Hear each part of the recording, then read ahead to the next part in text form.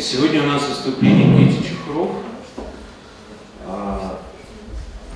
Не надо, конечно, представлять, потому что так все знают, но на всякий случай скажу: философ, теоретик искусства, преподаватель, автор статей, книг. И книг не только по теории философии искусства, но и поэтических книжек под заголовком «Драматические поэмы». И сегодня Кети выступит с докладом под названием «Протестуя против капитализма, бессознательно его желая». Доклад будет, как мы всегда делаем, когда у нас есть иностранные гости, доклад будет на английском языке, а после него будет дискуссия, и если вы захотите вопросы, можно задавать и по-русски тоже будет, и участвовать в дискуссии по-русски можно тоже. Кети, пожалуйста. Здравствуйте. Я еще раз извиняюсь, что мне придется говорить по-английски. Если возникнут вопросы, и вы что-то не поймете, то можно, естественно, после лекции подойти, обсудить, спросить и, так сказать, выяснить все, что было непонятно. И я перехожу, значит, на английский язык.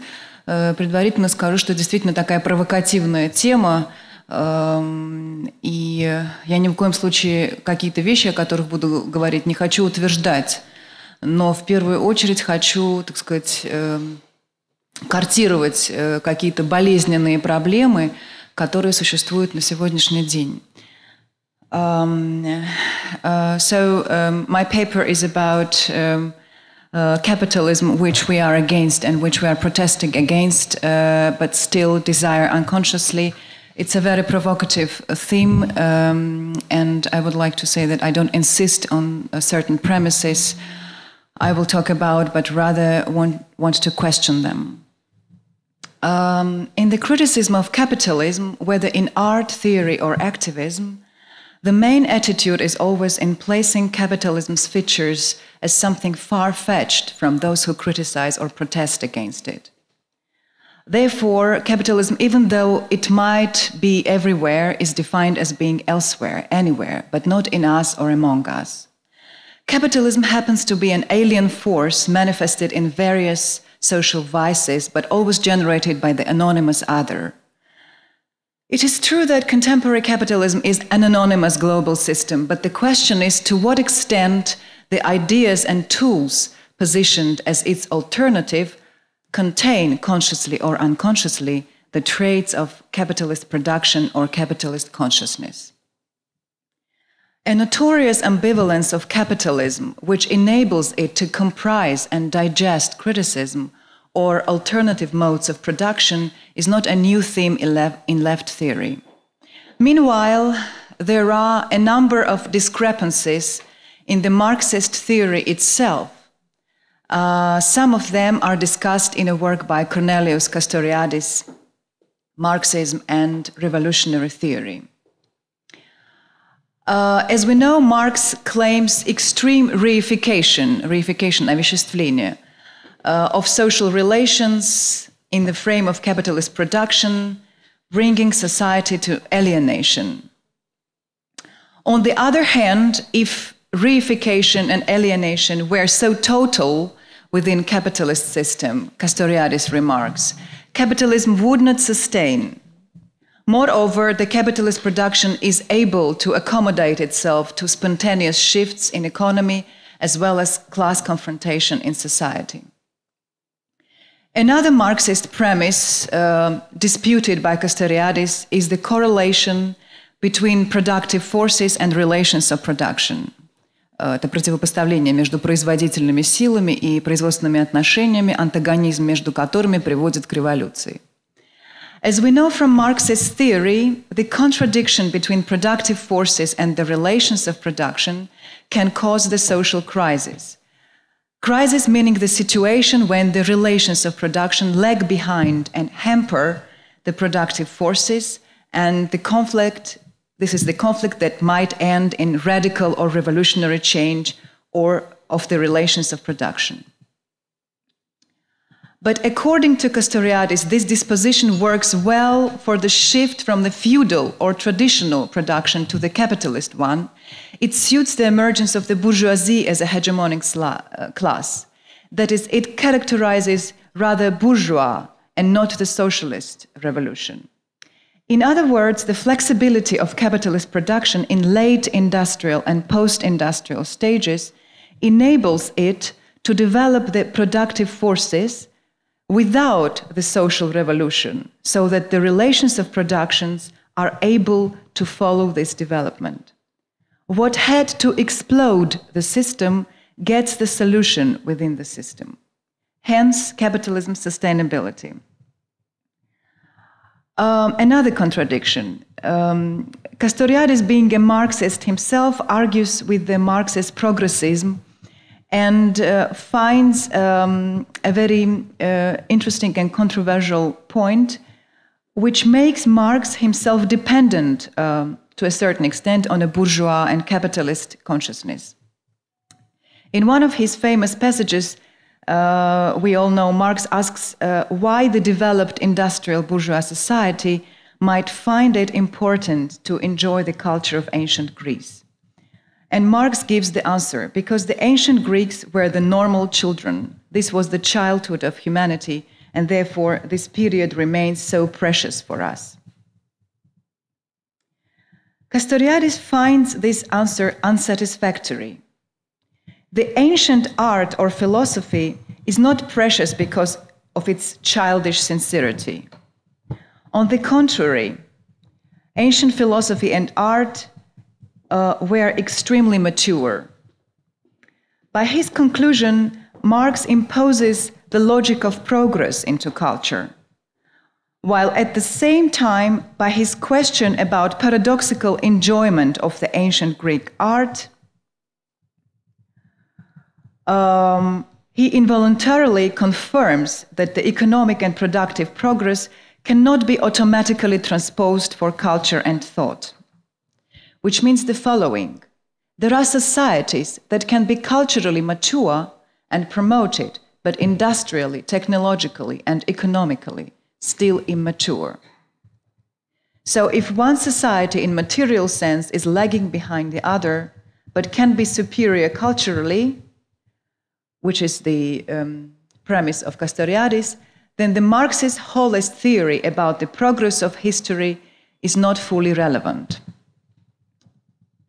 And the Soviet cultural history, for example, shows this contradiction between mature ethics, thought, and culture and the immature infrastructure of stagnated economy very well. For example, the Soviet cultural ethics of the 60s and especially the 70s were lagging behind the global Western technological development. But without having the means in the realm of productive forces to transform relations of production, the Soviet culture nevertheless developed a discrete anti-capitalist ethics within the texture of society. And it is interesting that here the means of production were not the technology, not even the human resource as laboring force, but the politically and ethically transformed human consciousness. So here this juxtaposition about transformation of the society externally through organization, immanent movement, or transformation of it through consciousness, that is importance of idea within the social change.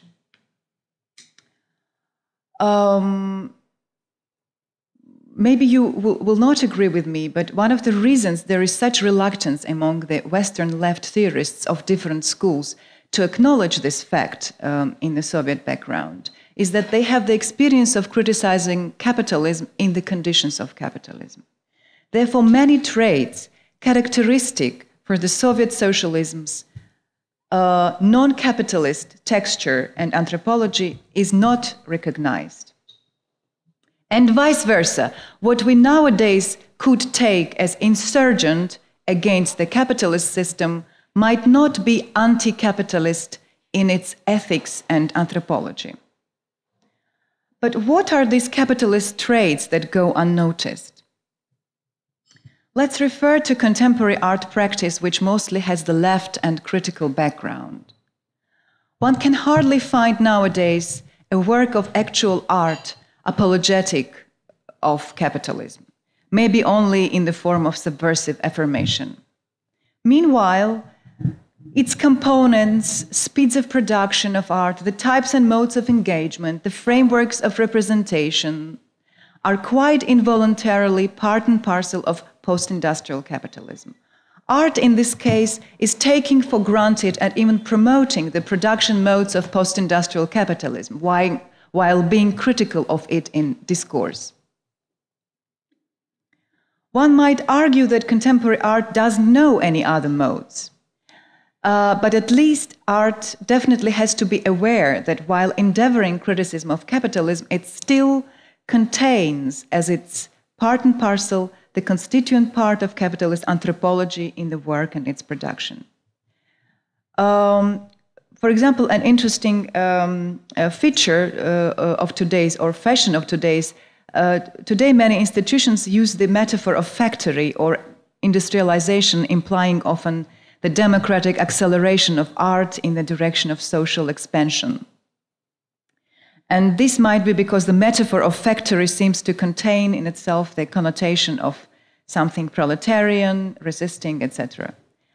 But factory is first of all the place of workers' alienation. So the non-capitalist stance would be, on the contrary, in overcoming the technological or factory-like merit of art in favor of its ethical dimension.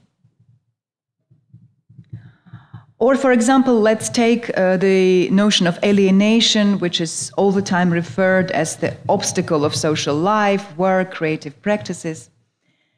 Nevertheless, even critical art works involuntarily reproduce the mood and the habitus and dimension of alienation, since they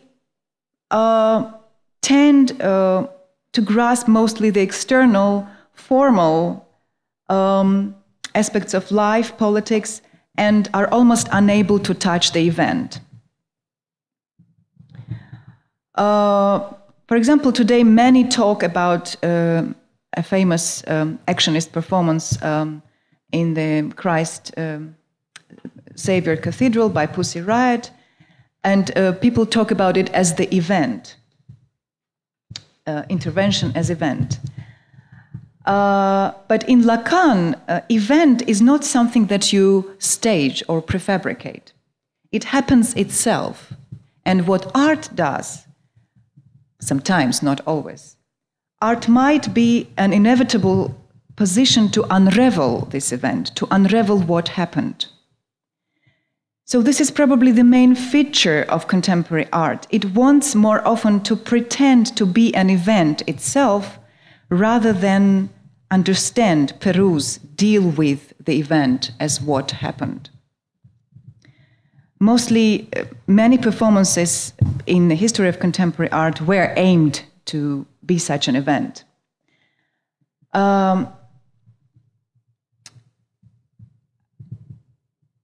But if we refer to the aforementioned work by Pussy Riot in question, it involuntarily reproduces and reverberates the cynicism of power, its perverse face, but it is not able and doesn't aim to construct the other de-alienated spaces. And it is maybe the trait of post-industrial culture that in its frame, the effort to produce the de-alienated space or de-alienated relationship is almost not possible, or if it is possible, it is regarded as obscene, uncontemporary, or even essentialist.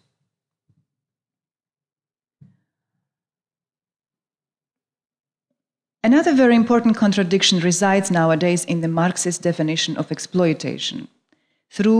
Exploitation is something that is produced through production of surplus value out of proletarian labor. But again, this disposition changed for the contemporary situation. If we judge the exploitation through this feature, through production of surplus value, today the middle class, well-salaried workers might be regarded as exploited, whereas the cheapest jobs in the third world countries or the big amount of unemployed don't fit into the definition of being exploited at all. They don't produce enough surplus value. The capital doesn't even need to exploit them as human resource. As Slavoj Žižek writes in his latest article, Salaried Bourgeoisie, to be exploited and be permanently employed is nowadays a privilege. Today's unemployed who are not workers of any kind, unless they sporadically self-employ in service, are nowadays not just groups of people, but the whole regions, cities, or even countries.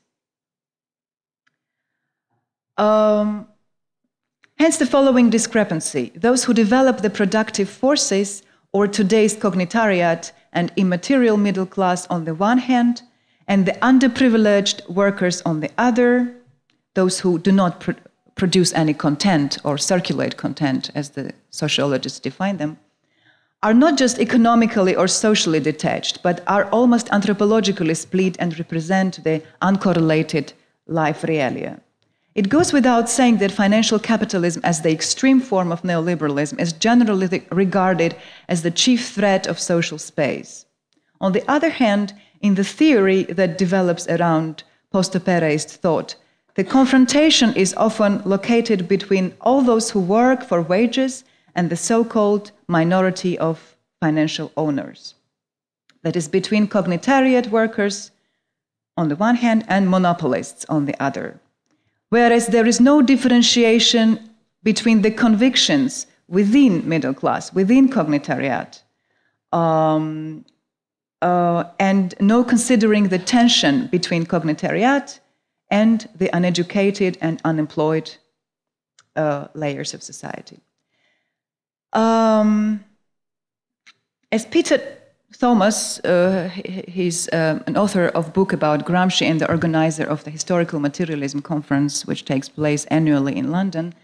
As he put it in his recent lecture in Moscow, the tension is between all those 99% of workers and 1% of owners. So those who sell labor power are one class and the owners another class.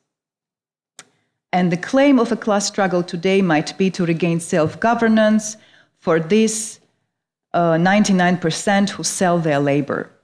But Peter Thomas doesn't make here any quantitative or qualitative difference between the salaried workers. In the similar way, Negri in his multitude claims, Negri and Hart in his multitude claim that there is no qualitative difference between the underprivileged hired workers and the more privileged categories. All of them could form the multitude.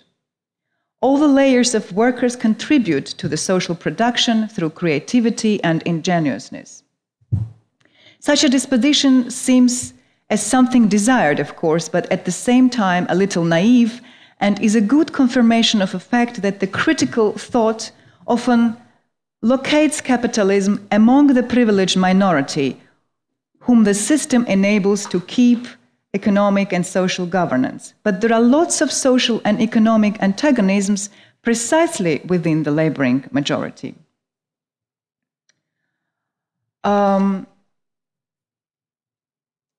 So there are certain parameters within the contemporary labor disposition that are ignored and that are part and parcel of our unconscious and which have capitalist nature. So one parameter ignored in the situation is in this juxtaposition of 99 laboring and 1% of financial capital's minority is the following. Apart from financial capital, there is a big network of small and medium businesses, also based, but on a smaller scale, on the logic of market competition, surplus value, private property. And the theory of immaterial labor often ignores existence of quite a big quantity of smaller owners, and to what extent ideologically these small profit enterprises are based on a capitalist logic. By the way, interestingly, it is the growth of the smaller and medium business initiatives that is regarded in contemporary Russia as the democratic and liberal alternative of the governmentalized power and as the goal of future economy. Second parameter ignored is something that I touched upon already, is the inequality precisely between the salaried workers. Not to say anything about the gap in political convictions of the wage laborers.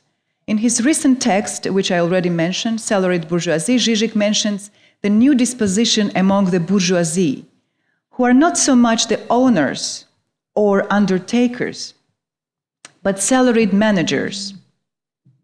In this case, the surplus value is substituted by surplus wages.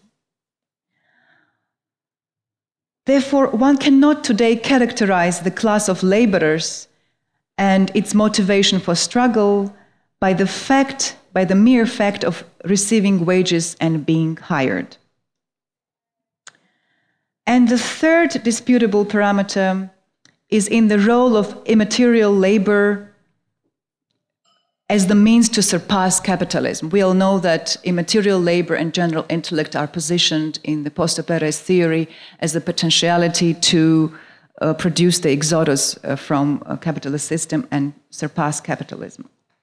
And on the one hand, immaterial labor's cognitive status enables it to be the avant-garde of productive forces. It happens to be hegemonic in terms of producing potentialities of the common, general intellect, new forms of communication, social relations. But again, Žižek emphasizes a very subtle point here,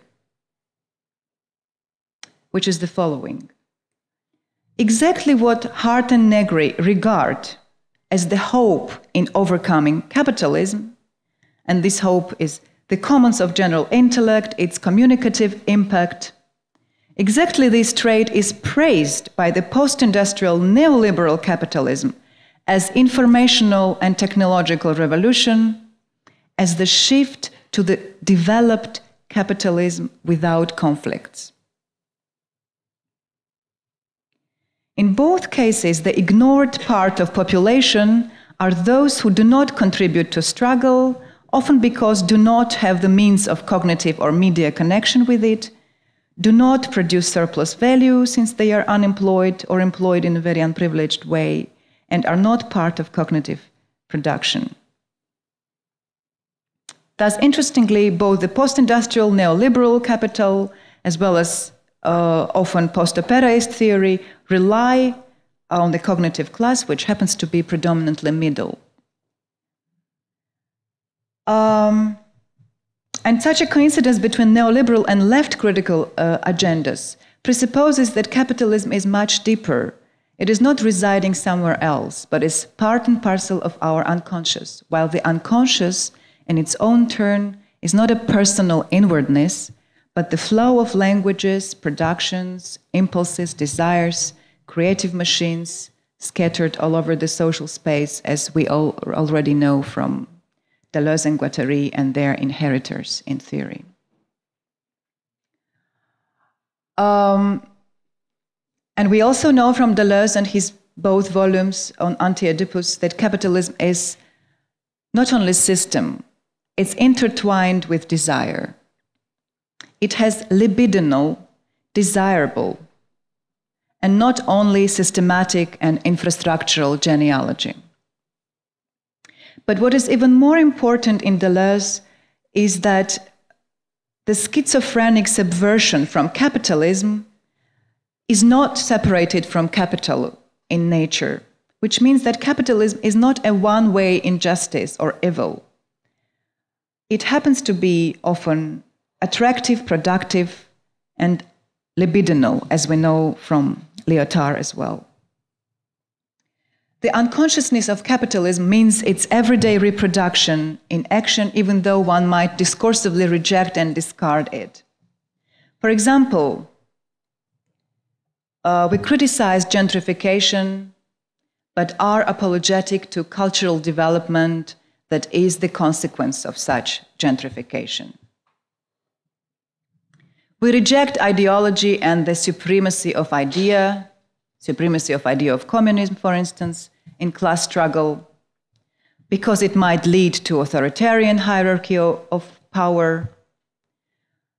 And we discard the idea in favor of immanent movement, organization, and production, but forget that immanent organization, movement, and production, without the idea precisely, often represents the logic of neoliberal productive efficiency. We criticize cultural industry, but what we produce happens to be full of entrepreneur habitus, and even when achieving symbolic merit rather than financial profit, our production retains the anthropology of entrepreneurship. We deplore neocolonialism, but regard the new biennales in the non-Western countries as their necessary integration into the global culture and modernization. And this list could, of course, be longer. The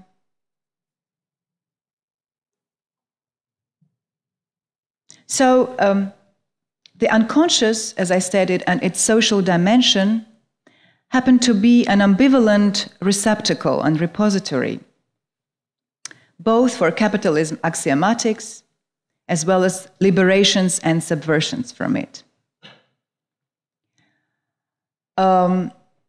This inevitable apology of the unconscious as the source of freedom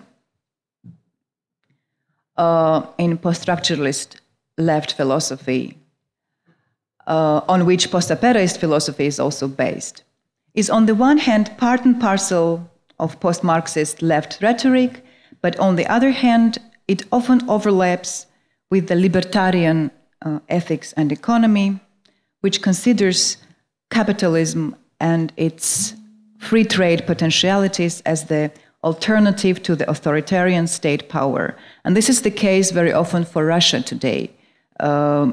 This striving for libertarian potentialities within economy is considered to be the resisting force against government's conservative rule.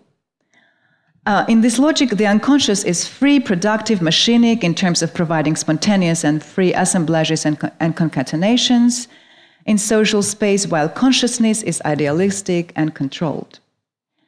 But it is interesting, again referring to Castoriadis, that he as well relates capitalism to the imaginary inscribed into the unconscious. But quite unlike Deleuze and Lyotard, Castoriadis thinks that the counter-movement towards capital is seen through transforming the unconscious into the consciousness. Castoriadis claims that in the struggle against capitalism, where there was the it, the I should appear, the I being not the idealist Fichtean subject, but the consciousness, the subjectivity as against the amorphous and abstract phantasmatic imaginary. The consciousness and the will have to substitute the instincts, impulses, libidinal strivings. This substitution would not presuppose the complete evacuation of the unconscious, but would produce the options and situations to take decisions. Castoriadis defines the impact of consciousness as autonomy, the principle of self-governance as against heteronomy identified with alienation and the unconscious phantasmatic dissipation. So if in case of Deleuze it is the conscious subject that is the outcome of power imposed by the big other, and the unconscious, albeit very ambivalently, but still becomes liberation from power, Castoriadis claims the opposite. The unconscious and heteronomy are the law imposed by the alienated otherness of capital. And this is the dilemma between two attitudes of, two critical attitudes towards capitalism. So where to search for the liberating forces? In the unconscious and the desire in the flows and fluxes, as the post-Lacanian philosophy claims, or on the contrary, the liberating forces should be searched in the overcoming of subjection to desires, because it is overcoming the instincts that makes free and opens the personality to the common. I cannot answer this question, and I cannot resolve this dilemma, and I would keep this question unanswered, but I would emphasize again that the most up-to-date philosophy about the commons and resisting practices today, that of post-operaism, even in its different themes, still stems from Gabriel Tard's and Deleuzean biophysical sociology. And their biophysical sociology resides on the premise of de-anthropocized, is it right? De-anthropologized or de-anthropologizirованный. De-anthropocized post-world in which there is no commons, no other, no subject, no society, but still there is politics, which is formed as eventual extensions and contractions of intensities. So de facto, the theories of multitude by both Negri and Virno rely on this Deleuzean post-human paradigm, and then they institutionalize, structure, and organize it according to the sociological agenda. Therefore, the theoretical tension today maybe is in the choice between the two approaches to post-Marxist capitalist criticism: extension and intensifying of the role of the unconscious and its subversive potentiality, which leads mostly to immanent modes of movement and struggle and transformation of the unconscious within the social landscape. This makes the struggle quasi-systematic, mostly external, infrastructural, and another approach calling for the transformation of consciousness, of collective consciousness, as an important stage towards anti-capitalism, which is often characteristic for Russian Marxism, which is shared by Castoriadis, and which is frequently regarded as metaphysical or even repressive.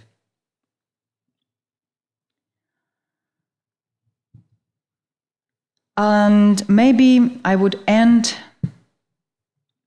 with the following remark.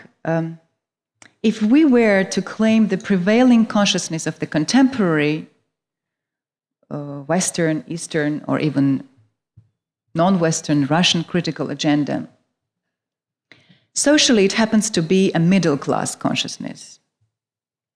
But what is the middle-class consciousness? According to Boris Kagarlitsky, middle class has been politically very ambivalent in its genealogy. On the one hand, it retains the tools of democratic reforming, of conservative features in politics and economy. The growth of the middle class has been due to the social welfare agendas going counter to the crude and rude neoliberal economy. On the other hand, it was precisely the middle class that, having received the benefits of the welfare state's social programs, showed gradually the reluctance to support them. As the result of such co-option of middle class with the liberal or neoliberal agenda,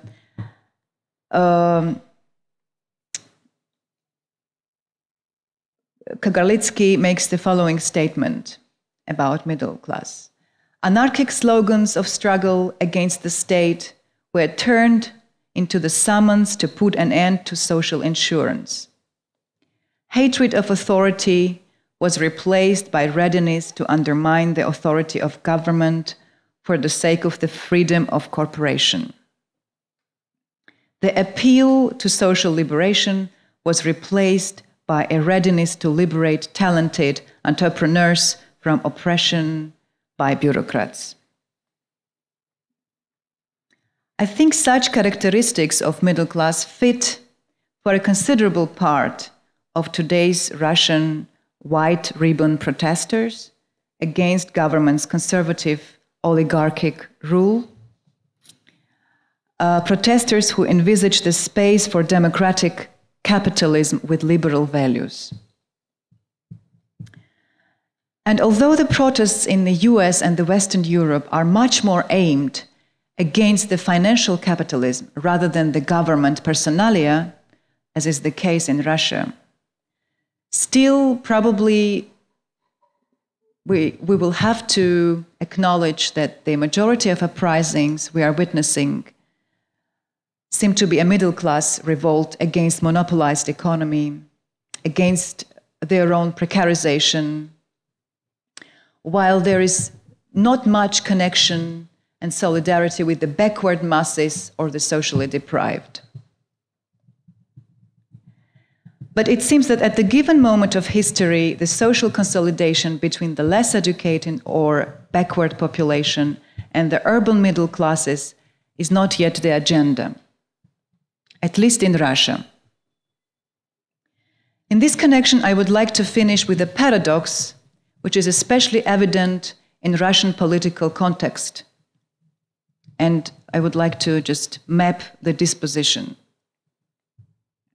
The middle class is against the authoritarian government and demands liberalization of social life, votes for a production which of course includes business and market. In its demands, it relies on the Western quasi-democratic neoliberal state as a model, quite often. The left are against government because it is, on the contrary, fitting into the neoliberal program. So the middle class claim the government is not fitting into the neoliberal contemporary up-to-date program. The left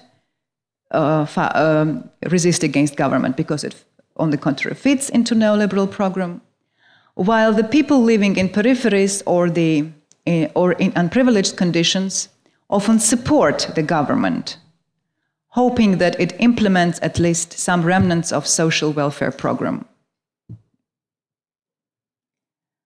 As the result, those who have to protest against their grave economic conditions don't protest, and thus the enlightened left are inevitably obliged to formally concatenate their movement not with the most oppressed layers of society, but with those who claim cognitive and economic hegemony and strive to replace the present power with the up-to-date as against government's immature and controlled capitalist agenda. Thank you.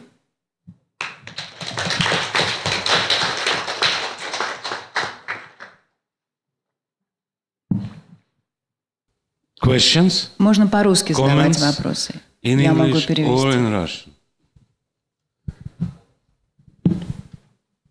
Там микрофон есть. Еще этот есть.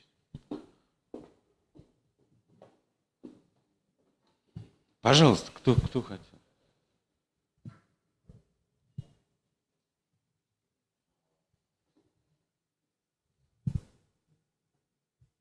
О, Катя, правильно.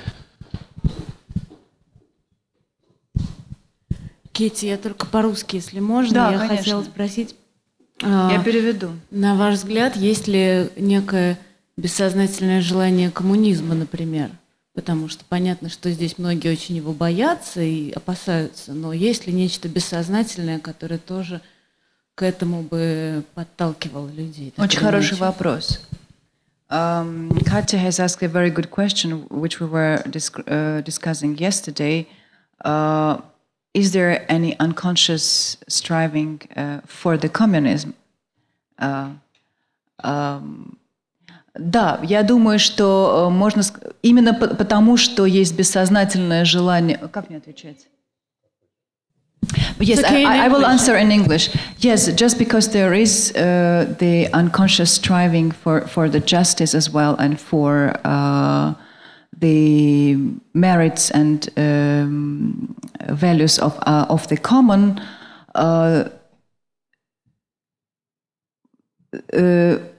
the post-structuralist theory was so much relying on the unconscious.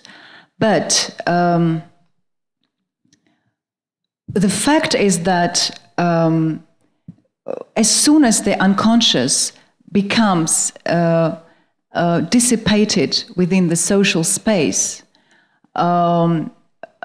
we see that its impact, its schizophrenic impact, prevails as the libidinal agenda. And libidinal agenda is described in both cases with Lyotard and Deleuze, on the one hand as the schizophrenia of capitalism, on the other hand, if you intensify this libidinality, you have the potentiality to organize lines of flights from this situation of capitalism's unconscious. But the problem with the placing of unconscious as the status quo of the capitalism was in the fact that any radical transformation in the 60s or the 70s was seen as impossible.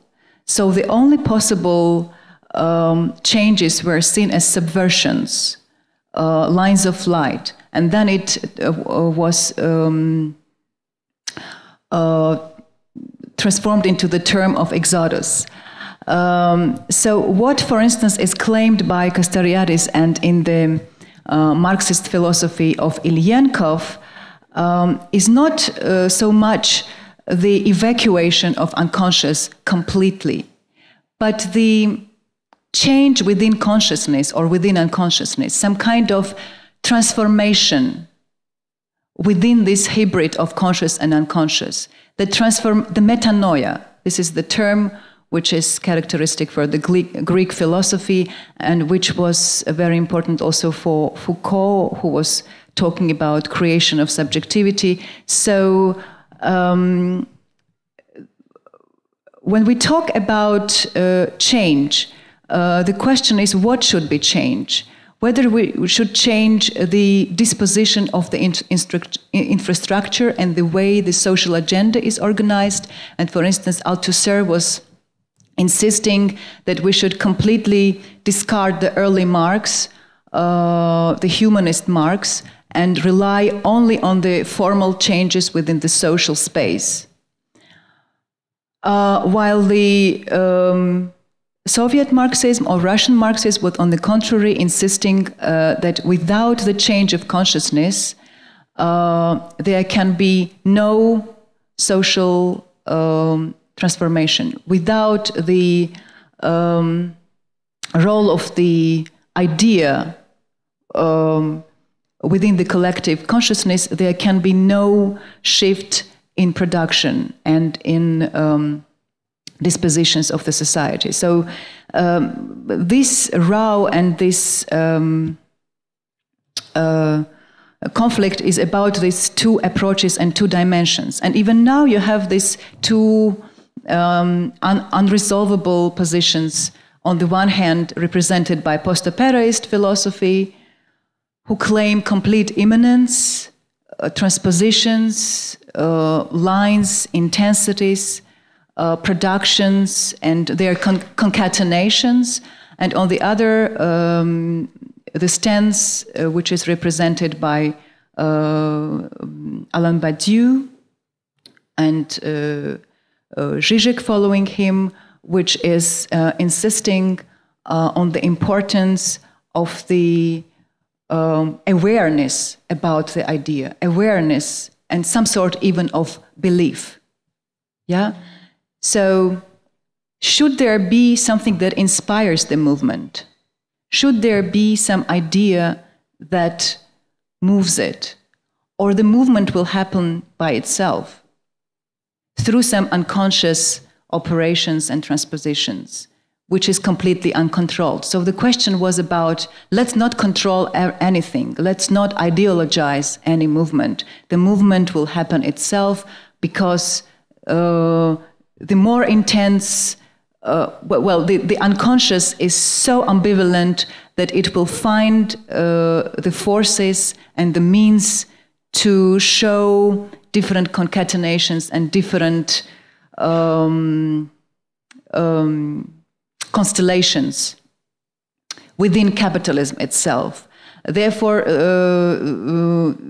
the attitude was about the attitude was and the terminology was about micro-revolution, molecular revolution, micropolitics. There's a famous book of dialogues by Guattari and Sveli Rolnik, which was relying very much on this spontaneous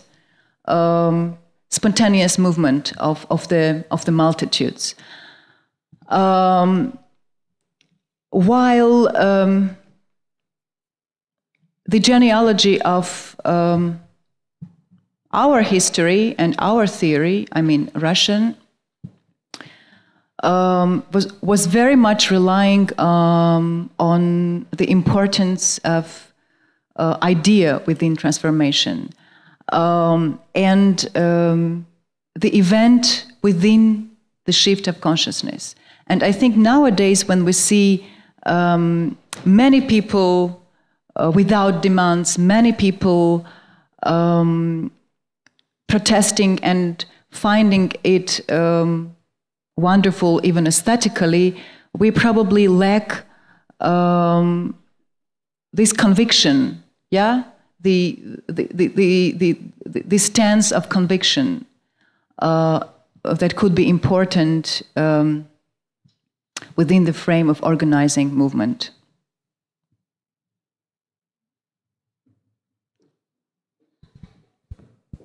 It seems interesting to me to find out when this wish of capitalism go to unconsciousness. А можно громче? Okay. It seems interesting to find out when this wish of capitalism is moved to unconsciousness and why it's depressed to its reasons of moving there. А можешь по-русски задать? Хорошо. Ну, интересно, когда желание капитализма переходит в бессознательную форму?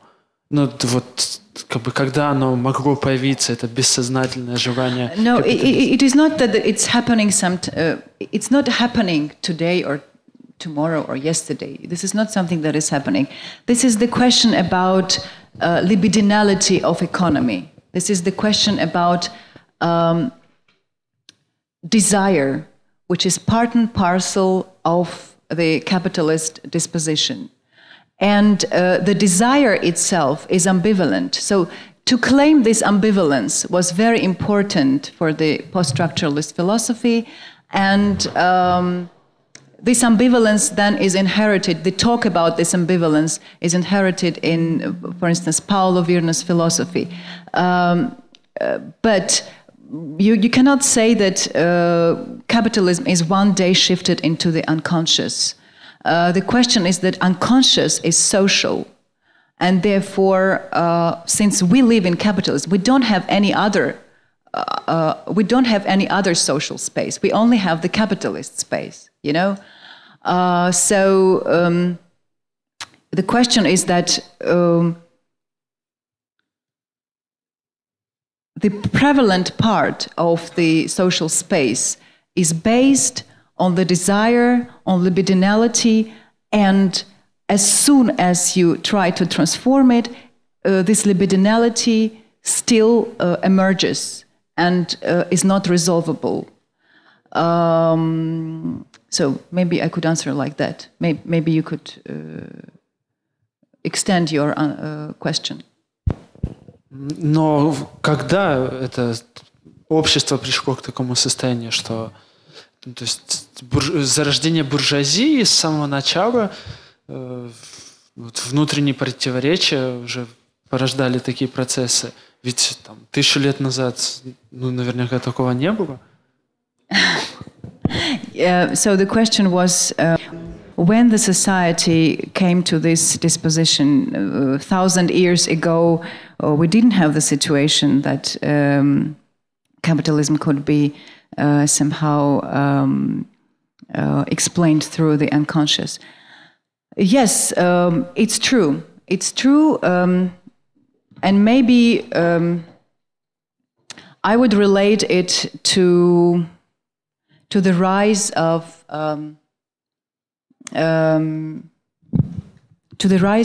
Freudian theme, which is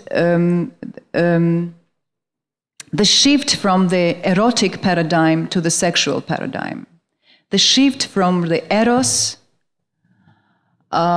which is very much discussed even in Foucault's will to knowledge, the shift from the society which was based on amor, on eros, and its shift to knowledge society, the society based on sexuality. And sexuality is originated and generated as soon as it becomes part of knowledge. And as soon as it becomes part of control, the society, it becomes desirable. So this mode is discussed very much in Foucault as well as in Judith Butler. The ambivalent point of subjection and liberation, being part and parcel of bourgeois society and being part and parcel of the desire and of sexuality.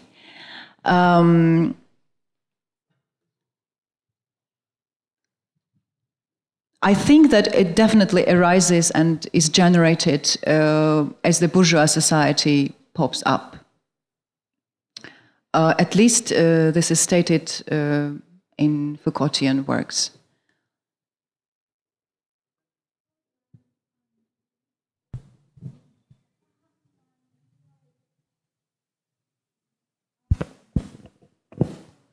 Здравствуйте еще раз. Я, наверное, прозвучу не очень уверенно, потому что сама не очень разбираюсь. Вот мне подарили книжку автора, переведенную на русскую, Геральт Раунинг, да, который пишет об искусстве революции, анализирует актуальное искусство. Я знаю эту книжку. Да, вот я только начала ее читать, поэтому прозвучу очень неуверенно, потому что буквально вот прочитала несколько глав. Но меня уже страшно заняла его идея о том, что революция – это, скорее всего, не фазы какого-то движения, а постоянное движение через. Да, конечно. И он говорит еще очень интересно о том, что как бы очень часто революция заменяет собой это движение завоеванием определенных государственных аппаратов, которые потом трансформируют по себя, продолжают использовать. Вот. И что мне вот наиболее, вот мой вопрос стоит в том, что он также пишет как бы о глобализации, транснационализации 21 века и о появлении сверхнациональных государств. Потому что сейчас, как мы видим, все движения актуальные революционного склада связаны все-таки с национальными какими-то государствами, в то время как он пишет, и мне кажется, в этом я хотела вас спросить, что вы думаете о существовании вот этого глобального, межнационального, транснационального государства и связи его с этими вот национальными выступлениями, которые мы сейчас наблюдаем. So the question was about the book by Gerald Raunig, Art and Revolution, who claims, on the contrary, that revolution is a permanent state which is taking part in at each stage of society. And he also talked about the transnational global capitalism, which enables to comprise the transnational resisting practices. Well, I know this book very well, and I know Gerald Raunig, and Gerald Raunig is relying very extensively on the philosophy of Deleuze and even mostly Guattari. And I share these attitudes very much also because I think that nowadays we really have to subvert, we really have to shift. We don't have any tools of installing anything or transforming something in a considerable way. But on the other hand, what I talk about and what I wanted to claim was the fact, maybe it might sound metaphysical, and I'm often blamed that it might sound quite idealistic, whether there is the anthropology which is non-capitalist, whether there is some kind of consciousness and relationship which is not emerging from the capitalist logic and then subverting it within the capitalist situation, but which could produce the unalienated situations, and which could be ethically non-capitalist, which maybe to produce this kind of consciousness, one should be an idiot. Yeah, that's why I called the situation when you try to produce non-capitalist work and you try to find some situation of talking about the unalienated spaces, but you sound as idealistic and as obscene. So I think that the movements and the struggles that are described in post-apparist theory are the most up-to-date, most important theory nowadays. But they rely very much, as I said, on the cognitive consciousness, on the cognitive production of capitalism and its symbolic values, while they completely ignore the consciousnesses and ignorances and absences of knowledge which also produce certain anthropological realia. And these realia are not studied. These realia are not interesting. These realia are not taken into consideration. They can be mapped, documented in art as some kind of whatever, underclass or whatever, but they are not seen as productive. For instance, we were discussing at one of the round tables how to educate the masses, how to go out for education, how to go to peripheries and somehow teach people to be reflexive, etc., because people in the Moscow is one thing, and people in the peripheries, and in the majority of Russian periphery is completely different thing. In languages, in life standards, in living, etc. I would even say that there is extreme gap between pronunciation and between language, which never existed during the Soviet period, for instance. People don't understand each other, don't understand each other's language. They differ in habitus, they differ anthropologically, and this is going to be even bigger and bigger, this difference. So my position was that I don't want to educate people. I want to learn what happened there and what is happening there first. Because there is the event which is happening even without knowledge, without education, and without being aware of the most avant-garde modes of critical thought. So I think that in some sense, post-apparist theory is very important and very productive, but it comprises the struggle among the enlightened, critical, intellectual elite to a certain extent. So that we don't know what happened elsewhere. This would be my question. And there is a very good point in the book Empire, I think, not multitude, by Empire by Negri, which is saying that I don't want to claim that immaterial laborers are the avant-garde. No, anybody can join them. But they are the conceptual avant-garde in case the others also join them in their struggle. But the possibility, the situation and the complicated point is that how to join them in case you are not aware of the discourse, in case you are not connected with the framework or network, on the one hand. On the other hand, I think that there should be some kind of ontological interest for me within the layers of society which are not able to struggle, which don't know how to struggle. I think that the post-operaist logic and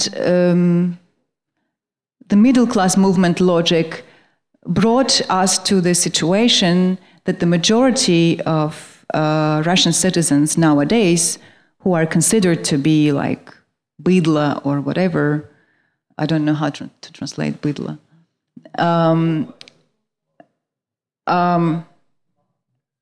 they are voting for Putin, yeah? Rednecks. Oops. Rednecks. Rednecks. No. Rednecks is even it's even more derogatory than bydla.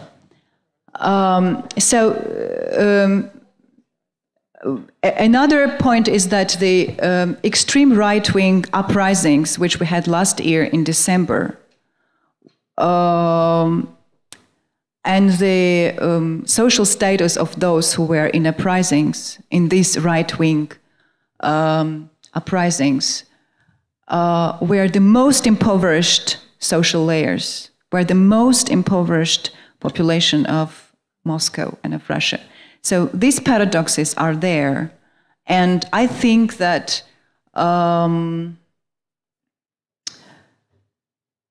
this stance of immaterial labor avant-garde position cannot solve it at the given moment.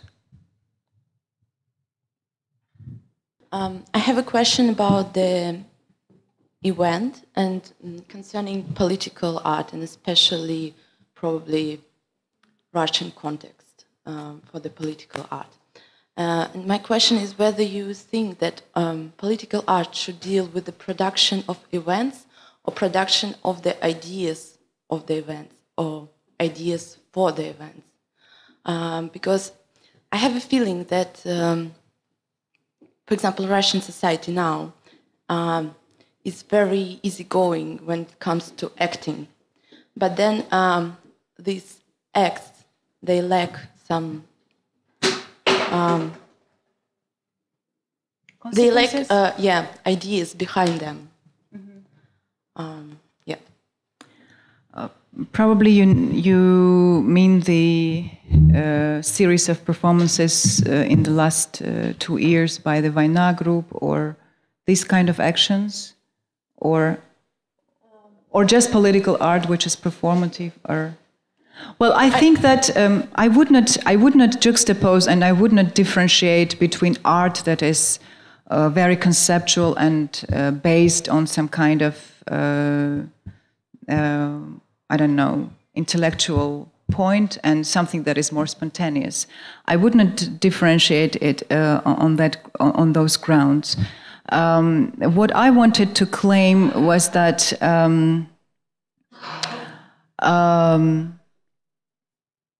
many performances which we had right now in the Russian context, they were trying to be media events. Yeah, they really succeeded in becoming the media events and somehow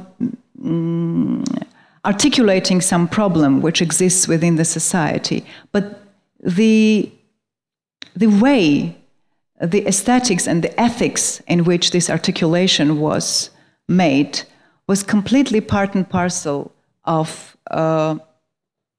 the status quo, of the situation which we have, both in economy, as in capitalist economy, and as the face of, and as the context of the Russian power. So what was the problem with the political acts and performances in Russia was that they were facing the governmental personalia. They were in the dialogue with the concrete persons all the time who represent the authority and the government. And this is very seducing to spit into the face of the governor, to be protesting against a concrete oppressor, yeah? And that's why, for instance, Artur Zhmeyevsky said that he adores the Vaina group just because the Russian revolutionaries could slap the Tsar or the king into the face, and he thinks that the artist should do the same. But on the other hand, if you go through these political actions and performances, you see that there is completely no interest in the social agenda, in the knowledge of the forms of lives which surround the country, the languages, the bodies, the way these bodies exist. There is no interest in the way this existence, this collective existence takes place. But there is all the time the interest to confront and face the power figure. And this is very much, I don't know, maybe a libertarian stance, yeah? To claim your anarchic personal freedom, which is forbidden by the representative of power, and to go into confrontation with this representative of power. And I think this is, on the one hand, I would be critical to this kind of political acts, but on the other, they are historically justified right now in Russian situation, because right now we have the liberal revolution in Russia. We have the revolution of the enlightened liberal consciousness, which after the awful 10 years of the Putin's government got emancipated politically. And now we have this political emancipation of this layer of society. And they are definitely in the historical avant-garde. Of course, there are different layers of society within these protests, but you see that even both in art and in political protest, the language and the subjectivation belongs to this layer of society. And you can say, well, it's wrong or right, but it has its own position. And we shall see further how it all develops, whether all those opposing majorities will split again, the right wing, the left, and the prevalent liberal, or whether there will be some consolidation. As I said, the most difficult problem is that the discourse of the majority of population is not the discourse of emancipation and of political emancipation. And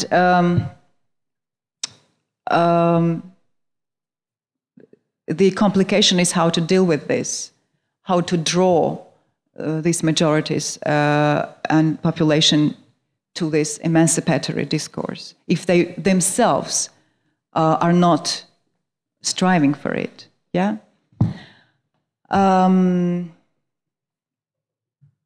But I think that art can do a lot in this situation.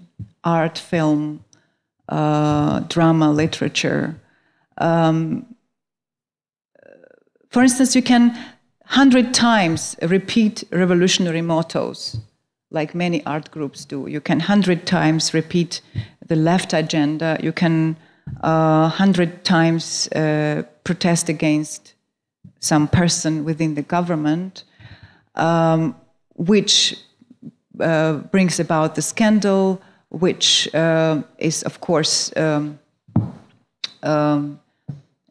generating some kind of criticality within the society. But for me personally, the interest is in other space. As the person who tries to think and who tries to write, I would be interested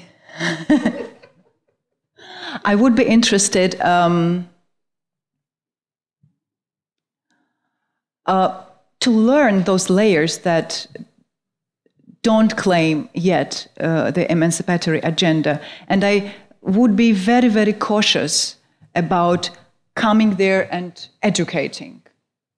But first, I would find it really important to understand and to study what this post-Soviet majority is about, what it represents ethically, anthropologically, and well, it's not the question that you can define immediately, like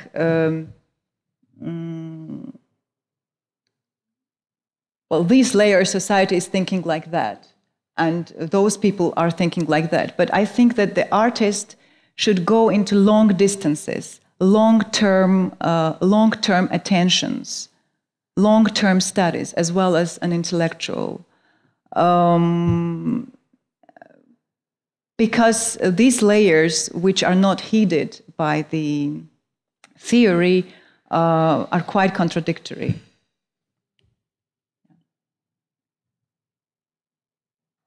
Еще вопросы, more questions, comments? I think that there should be some objections, and definitely objections.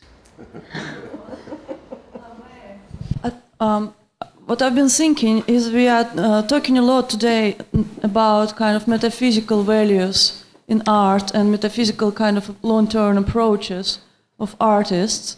And political art nowadays is mostly activist art and media art, which actually has a different approach to art in total. So it's very straightforward, bright and powerful acts which provoke, and which obviously is not a metaphysical and philosophical approach and not a long-term relationship, which I also agree artists should actually take to be able to do anything in art. You have to be very philosophically kind of layered to understand the differences you are dealing with.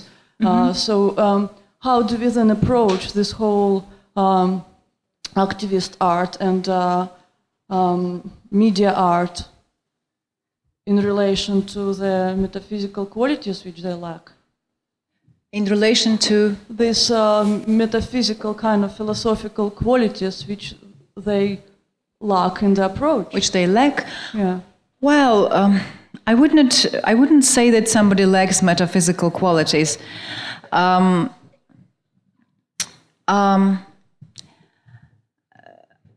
There was a very good phrase that a colleague of mine and a friend of mine during the discussion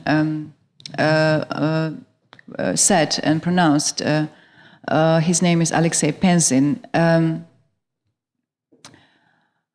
He said that there are some regulative ideas which cannot be resolved immediately within the empirical situation. And the fact that you cannot resolve some idea immediately within the empirical situation and in experience does not mean that this idea is not relevant. I would say that this really matters for the contemporary situation as well. There is a lot of activist art, there is a lot of actions, And I would never criticize it. I think that it's extremely important and it's extremely productive. But I would say that maybe there should be more research and more study as well, which is also important. And also, the question is that with the idea, with the help of the idea, we see in reality something that we don't see without idea. And it's really important. I mean, for me, the question is always about this bringing together of the ideological and of the empirical agenda. And maybe my today's talk was about this effort to bring belief and idea and empirical and immanent layers together, which is a problem which is all the time disputed nowadays. What is more important, immanent and empirical actions or ideological work? So I think that, of course, I would never argue with the necessity of media art or political art which is not based on any, I don't know, philosophical work. Nobody is forcing anybody to work philosophically. But you know, thought belongs to everybody. It's not like thought belongs to philosophy. That's why I'm claiming that thought, love, event is everywhere. Thought, event, and something that happens and you have to find out what happened is not only comprised within your community, but it is elsewhere. So I think today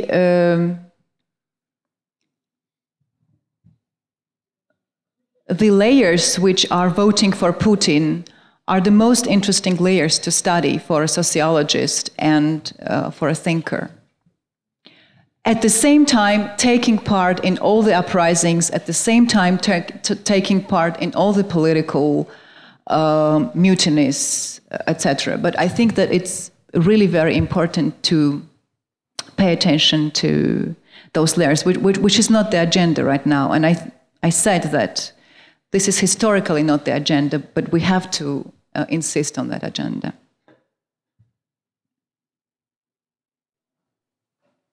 I just have a comment, which is it's only at the end that you step back from the position of standing outside the question of your relation to current and actually existing actions by artists and formations, and say that you wouldn't criticize them, but are just asking for an intermingling of the analytic elements and ideological or philosophical strains. So in a sense, it would have been good if you had kind of started there, but I missed the very beginning of your talk. So perhaps you did start by saying that this is a series of reflections on the current trends and thinking in the production of art and activism in relationship to capitalism and post-totalitarian developments. It puts an entirely different cast on my responses to your talk. I had a bit of the same problem with Pavel the other day because he produced a theoretical structure that was actually overturned by the events, or close to being overturned by the events that actually occurred. And I find that many theoreticians wind up running behind things that are actually occurring and having to say, well, and please forgive me because this is overstatement, to say, well, it doesn't really fit at all into my theory, and so I'm not going to criticize it, and I'm just asking you to listen to me. Well, many of your strains of argument were extremely interesting. I couldn't begin to respond to them because they deserve, since you are following a number of different strains of argument, from Castoriadis, who is kind of an anarcho-syndicalist, to Deleuze and Guattari and Harden Negri. So I'm not going to bring up specific things. It's just that it seems as though this is a conversation that's taking place precisely in a drawing room away from the events actually occurring. On the other hand, I would like to say that I thought that the description, once again, of the difference between protests in the US and in Russia, US and Western Europe, is extremely salient and relevant, and it has to do with the well-known fact that the white ribbons are pro-neoliberal liberalization because it appears to support their own habits, in effect, and aspirations. So I'm merely commenting. I'm saying that there was a certain disconnect, it seemed to me, from what I recognize as what's occurring. And I wouldn't presume to say that it's condescending to say that you wouldn't criticize media art and activist art, and yet by saying, well, it's out there and it's what we're doing now, so we have to, or what artists are doing now, media art, but really another kind of art needs to take place. I mean, this is a little bit of a privileged position to be taking, and perhaps that is the right position to take. Well, you artists are doing what you're doing, but let's remember that we need to think in a longer term. But what I did hear you say at the end, that is, I did interpret you to say was, well, this is what artists are doing, but really I'd like them to think of something a little long-term that's more engaging, and particularly that will engage the imagination of the masses. And, my short hair start to rise up a little. I take your criticism. I think that I don't insist on my premises, and I think that they can be contended and are not something that I insist on, because I'm myself thinking and don't have answers for many things. But I would say that the situation probably in the US or the situation and the situation here differ considerably, because here the agenda has never been social injustice. Here the agenda has never been inequality or capitalism. Here the agenda has predominantly been impossible arrogance of the power in its rule. Yeah, and maybe this is historically justified. On the other hand, I would say that the people who will probably take over after this government, or they occupy the positions partly within the government, of course, will not be the critics of capitalism. This will be definitely the people from the opposition who talk about different mode of capitalist production. So my claim was that today we talk about different mode of more mature and more enlightened, more efficient capitalist production, and people believe in this. The majority of protesters and opposition believe in this, and this is on the one hand. On the other hand,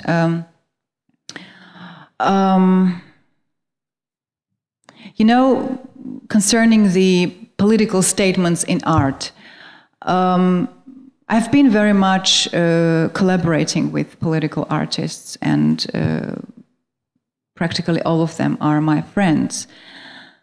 But what I noticed, and I was talking about this situation, that we inherit the post-humanism of Althusserianism. And we have to pay attention to this. We inherit the post-humanism of Western Marxism, because Western Marxism resides and dwells on the post-humanism. So should we go on with it, or we have to shift from it? This is a big question for me, which I all the time discuss with my colleagues, because I was saying, taking Althusserian philosophy, which afterwards goes to Deleuze, and Deleuze was influenced by Gabriel Tarde, this is the philosophy which insists on the post-human situation and rejecting me and the other, as well as the commonality, by the way, commonality being some kind of mass or repressive notion.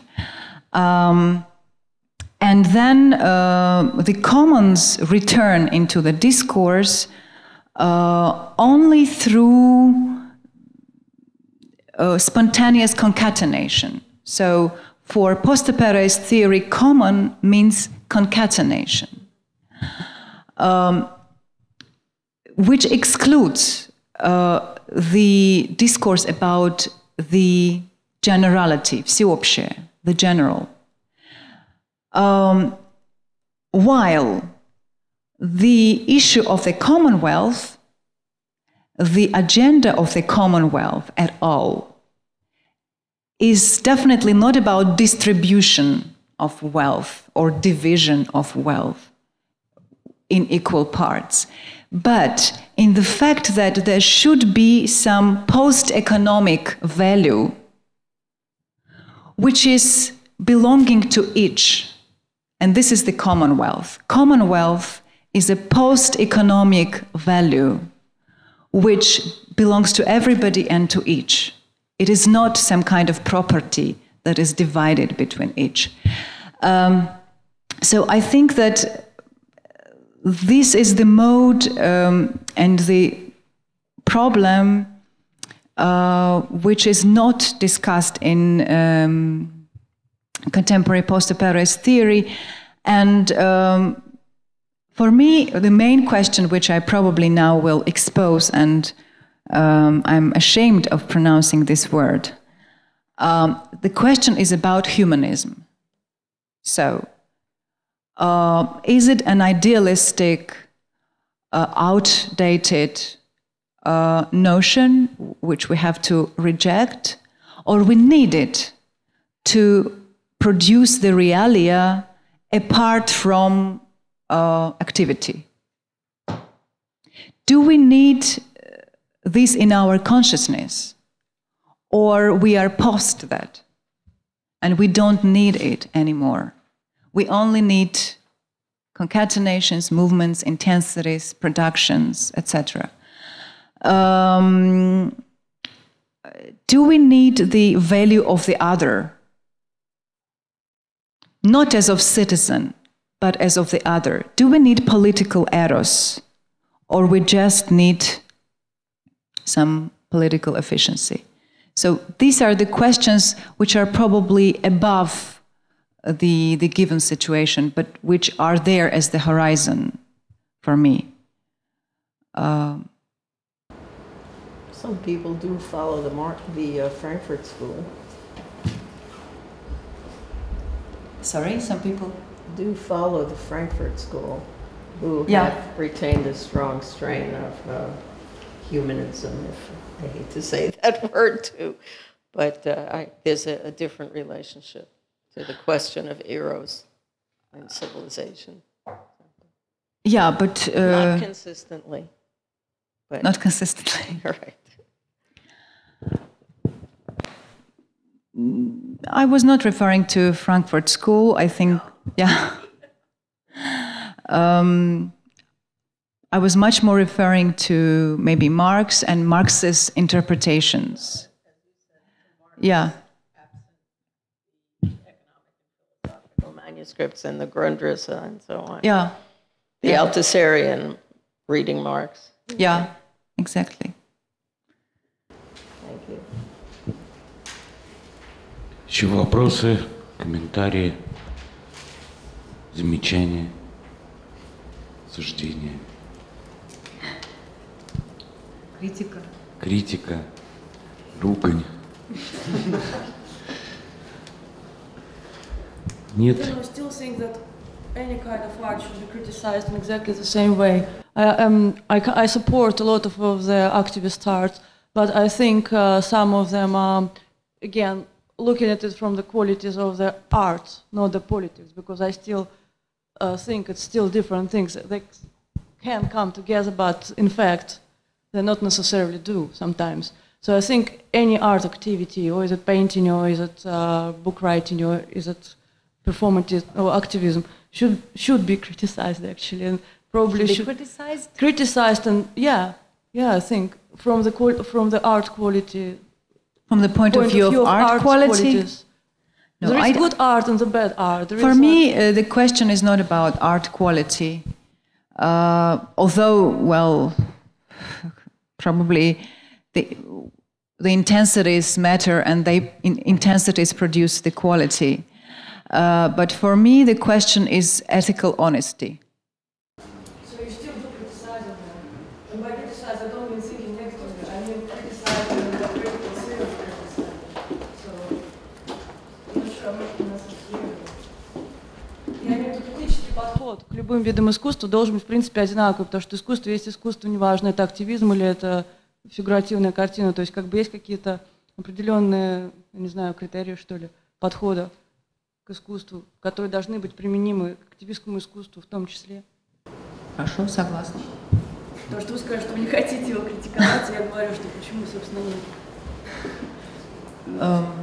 Нет, просто дело не в критике того или иного искусства, а дело в том, что искусство делает, да, с обществом и с человеком. Да? И является ли темой искусства человек, или темой искусства человек больше не будет являться? Вот для меня такой вопрос.